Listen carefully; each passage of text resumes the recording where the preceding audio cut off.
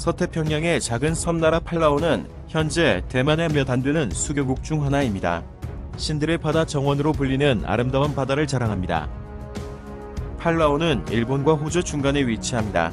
인구 2만 명, 울릉도의 5배에 해당하는 아주 작은 나라로 주수입원은 관광산업입니다. 그런데 지난 2017년 중국 정부가 팔라우에게 대만과의 단결을 요구하며 중국인 단체 관광을 금지해 팔라우의 관광산업이 심각한 위기를 맞게 됐습니다. 중국이 사드 배치에 대한 보복으로 한국에 가했던 조치를 팔라우에도 똑같이 적용한 겁니다. 팔라우는 국내 총생산 중 관광업의 비중이 50%에 이릅니다. 특히 당시엔 중국 관광객들이 크게 늘어나 외국 관광객 12만 명 중 절반 가까이가 중국인이었습니다. 그런데 중국인 단체 관광객이 사라지면서 팔라우의 호텔은 텅텅 비고 해변은 황량해졌으며 현지 여행사는 문을 닫았습니다. 중국 투자로 건설 중이었던 60개의 호텔 사업이 모두 중단됐고 중국 자본가들도 모두 철수했습니다. 하지만 이 같은 압박에도 팔라우의 기계는 대단했습니다. 토미 레맹게사우 팔라우 대통령은 팔라우는 법치국가이자 민주국가로 우리의 결정은 우리 스스로 한다고 중국에 맞받아쳤습니다.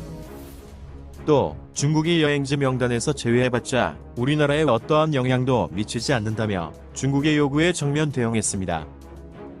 국가 경제에 막대한 타격이 예상되는데도 중국 공산당에 대한 굴종보다 주권 국가로서의 자존심과 대만과의 의리를 택한 것입니다.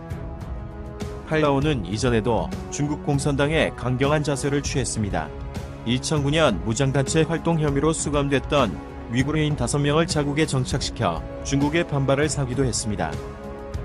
2012년에는 자국 해역에서 불법 조업하던 중국 어선들을 대대적으로 소탕했고 이 과정에서 순찰선을 들이받고 도주하던 중국인 선장이 팔라우 해경이 쏜총에 맞아 숨지기도 했습니다.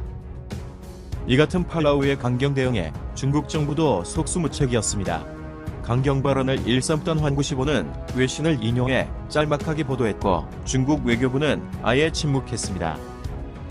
레밍게사오 대통령은 지난해 11월에는 아예 대만을 직접 방문해 차이잉원 총통과 만나 양국의 친선을 다졌습니다. 레밍게사오 대통령은 타이베이에서 열린 기자회견에서 중국의 압박에 대해 국가 간 우호 관계는 강요나 협박이 아니라 상호 존중이 중요하다고 말했습니다. 대통령은 주권, 인권, 자유와 민주주의는 팔라우의 중요한 가치라며 상호 존중은 국가 규모에 관계없이 중요하다고 중국 공산당을 따끔하게 지적했습니다. 그 후 팔라우의 경제는 어떻게 됐을까요? 레밍게사오 대통령은 대규모 중국 관광객이 자연환경에 악영향을 줬던 것을 근거로 우리는 관광의 양이 아니라 질을 선택하겠다며 중국이 넘는 팔라우를 홍보했습니다. 실제로 2017년 팔라우의 주요 관광 명소인 해파리 호수는 폐쇄할 수밖에 없었습니다. 중국 단체 관광객들로 인해 해파리 숫자가 급격히 줄었기 때문입니다. 새로운 홍보 전략은 성공했습니다.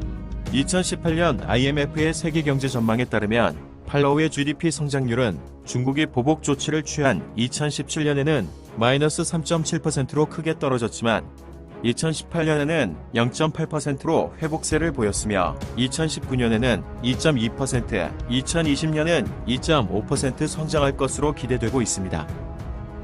여기에 미국도 팔라우를 물심 양면으로 지원 중입니다.